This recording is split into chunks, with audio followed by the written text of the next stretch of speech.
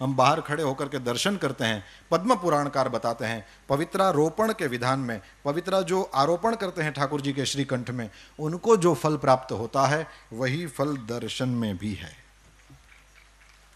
अब जो मेरे पास समय है उसमें मुझे जो मुख्य कहना था वो कहूँगा, तुलसी की महिमा सुनाऊंगा, क्योंकि तुलसी हमारे जीवन में हमारे साथ एकदम सटी हुई है और उसका हमको रोज काम पड़ता है, तो हम उसके साथ रहते हैं, इसलिए तुलसी जी की कुछ बातें आपको बताऊंगा। लिखा है शंकर भगवान के मुख से ये तुलसी महिमा बताई गई पद्म पुराण में। लिखा है कि तुलसी का महात्म्य भर सुन लेने से जन्म मृत्यु के चक्कर से हम छूट जाते हैं। जन्म से लेकर मृत्यु तक पर्यंत जितने भी पाप हुए हों केवल तुलसी महात्म्य सुनने से नष्ट हो जाते हैं। सुनिए, लिखा है तुलसी का पत्ता, फूल, मूल, शाखा, छाल, तना और मिट्टी आदि सभी पावन है। तुलसी संभवम सर्वम पावनम मृत्तिकादिकम। जो तुलसी काष्ठ का चंदन श्री कृष्ण को अर्पण करता और उनके श्री विग्रह में भक्ति पूर्वक लगाता है वो सदा श्री हरि के समीप रमण करता है। यही हरिचंदन है। तुलसी का काष्ठ भी चंदन काष्ठ की तरह घिसा जा सकता है, यही सर्वांगे हरिचंदनम है, इसी को हरिचंदन। तुलसी का काष्ठ इसमें घिस दो, हो गया हरिचंदन, या तुलसी का पत्ता उसमें घिस दिया, हो गया हरिचंदन।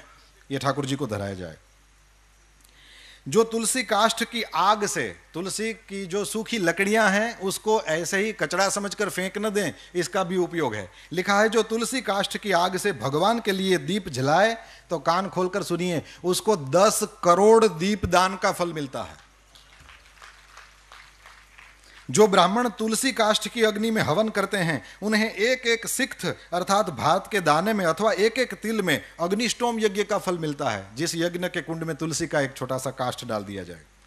फिर लिखा है तुलसी की लकड़ी की आंच से तैयार किए हुए नैवेद्य का थोड़ा सा भी अन्न भगवान केशव को अर्पण किया जाए तो वो मेरु के समान अन्नदान का फल देने वाला होता है। जो भगवान को तुलसी काष्ठ का धूप देता है, भगवान ने એટલે આપણે અગરબત્તી સળગાવી એમ સળગાવીને મૂકી દેવાય ને, મેં ટ્રાય કરી લીધી બોલવું હતું એટલે પણ બુજાઈ જાય, એટલે આપણે ઘી કે કંઈક લગાડીને કદાચ કરીએ તો રહેશે। લખ્યું છે कि जो भगवान को तुलसी काष्ठ का धूप देता है वह उसके फलस्वरूप 100 यज्ञानुष्ठान और 100 गौदान का फल प्राप्त करता है। केवल तुलसी काष्ठ का धूप, ये कचरा समझकर न फेंकें। आगे, जो मनुष्य अपने अंग में तुलसी की कीचड़ लगाकर श्री विष्णु का पूजन करता है उसे एक ही दिन में 100 दिनों के पूजन का फल प्राप्त होता है। ये सब कुछ गीता प्रेस से प्रकाशित पद्म पुराण में आप दर्शन कर सकते हैं। लिखा है तुलसी की जड़ की मिट्टी से स्नान करने से तीर्थ स्नान का फल मिलता है। जो तुलसी की नई मंजरी से भगवान की पूजा करता है वो जब तक सूर्य चंद्र है तब तक वो पुण्य भोगता है। तुलसी द्वारा पूजित होकर भगवान श्री हरि भयंकर उत्पातों, रोगों तथा अनेक दुर्निमित्तों का भी नाश कर डालते हैं। फिर लिखा है प्रतिदिन तुलसी दल से पूजा करेगा कोई व्यक्ति भगवान की तो वह धनवान होता है। तुलसी की मूर्ति संपूर्ण सिद्धियों को प्रदान करने वाली है। फिर लिखा है पार्वण श्राद्ध के अवसर पर श्रावण मास में तथा संक्रांति के दिन तुलसी का पौधा लगाना ये अत्यंत पुण्यदायी है। तुलसी की जड़ में ब्रह्मा जी रहते हैं, मध्य भाग में भगवान जनार्दन रहते हैं और मंजरी में रुद्रदेव का निवास है, इसलिए शायद मंजरी रुद्रदेव को चढ़ती है। जिस घर, गांव या वन में तुलसी का वृक्ष हो वहां जगदीश्वर श्री विष्णु प्रसन्न चित्त होकर निवास करते हैं। उस घर में दरिद्रता नहीं होती, वहां दुख भय रोग नहीं ठहरते। जहां तुलसी की सुगंध लेकर हवा चलती है वहां की 10 दिशाएं और 4 प्रकार के जीव पवित्र हो जाते हैं। जिस घर में तुलसी के मूल की मिट्टी हो वहां संपूर्ण देवता तथा कल्याणमयी भगवान श्री हरि सर्वदा स्थित रहते हैं। विशेषतः, अब ये थोड़ा अनजान सा लगेगा पर सुनेंगे तो बड़ा आनंद आएगा। लिखा है विशेषतः शिव मंदिर में यदि तुलसी का वृक्ष लगाया जाए तो उसमें से जितने बीज तैयार होते हैं, मंजरी और मंजरी जब सूख जाए तो उसमें से बीज तैयार होते हैं, उसी को बो दें, आपको कहीं उसके पौधे लेने जाने की जरूरत नहीं, अपनी ही तुलसी से बार बार आप अपना तुलसी का पौधा नया कर लेंगे। तो मंजरियों को संभालना चाहिए, उससे वहीं फिर हमको, ये विदेशों में रहने वाले जब तुलसी संभालना चाहें तो उनके लिए बहुत अच्छा ये मंजरी वाला उपाय है। तो लिखा है कि शिव मंदिर में यदि तुलसी का वृक्ष लगाया जाए तो उसमें से जितने बीज तैयार होते हैं, फिर कान खोल के सुने, उतने ही युगों तक मनुष्य स्वर्गलोक में निवास करता है। भगवान के समीप पृथ्वी तल पर तुलसी लगाने से सदा वैकुंठ की प्राप्ति। तुलसी सर्वत्र पवित्र है और पुण्य तीर्थों में वो अधिक पावन मानी गई है। और फिर लिखा है कि तुलसी वृक्ष के बगीचे का दर्शन और स्पर्श कर लेने मात्र से भी ब्रह्म हत्या आदि पाप नष्ट हो जाते हैं।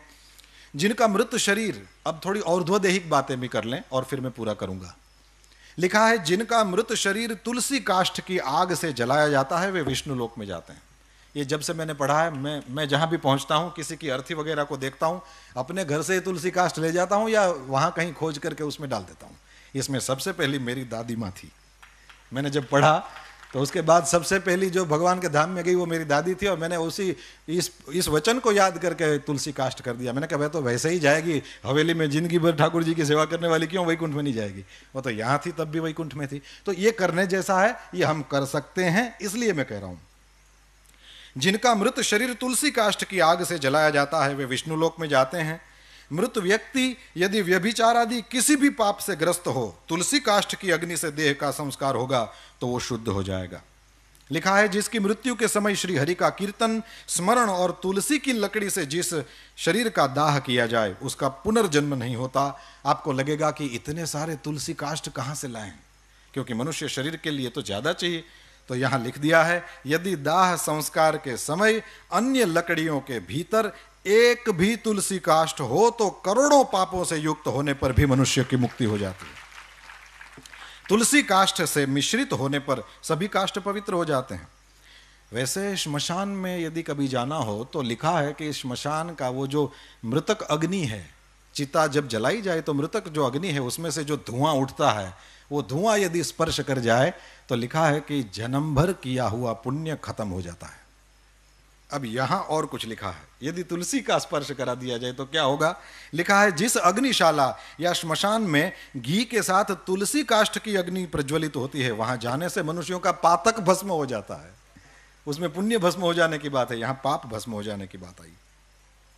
तुलसी काष्ठ की अग्नि से मृत मनुष्य का दाह होता देख क्या होता है? बोले विष्णुदूत ही आकर उसको वैकुंठ में ले जाते हैं। वो करोड़ों जन्मों के पापों से मुक्त होकर भगवान विष्णु को प्राप्त करता है।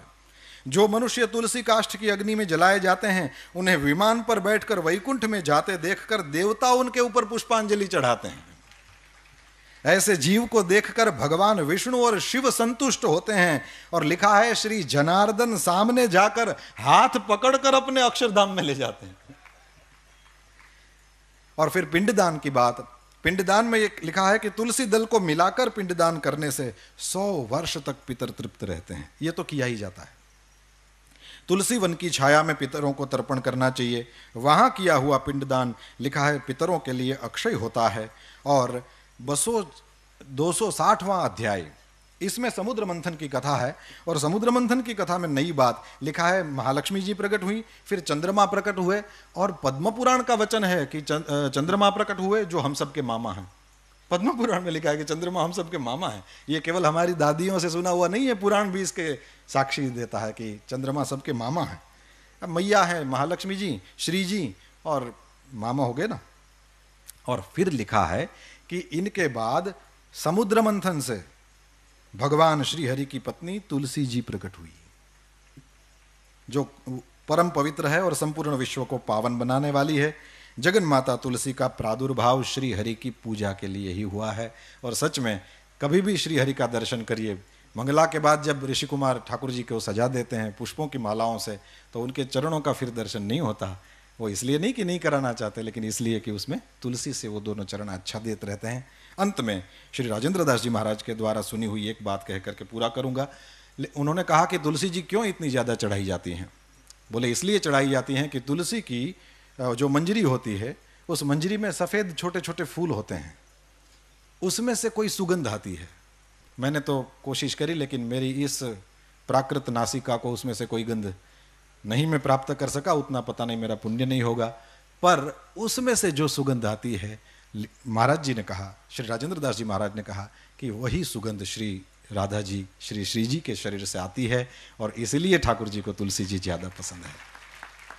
हम सब ऋषि कुमारों को यहाँ पुराण प्रवचन के लिए अवसर दिया गया। इसके लिए अवसर के प्रदाता करुणा निधान पूज्य भाई श्री के चरणों में हम सब ऋषि कुमारों की ओर से बार बार दंडवत प्रणाम करता हूँ। आप सब ने बड़े प्रेम से सुना, इसलिए हम सब ऋषि कुमार आपके आभारी हैं। कृतज्ञता पूर्वक पुनः पुनः पूज्य भाई श्री के चरणों में प्रणाम, पूज्य स्वामी जी श्री माधवप्रिय स्वामी जी के चरणों में प्रणाम,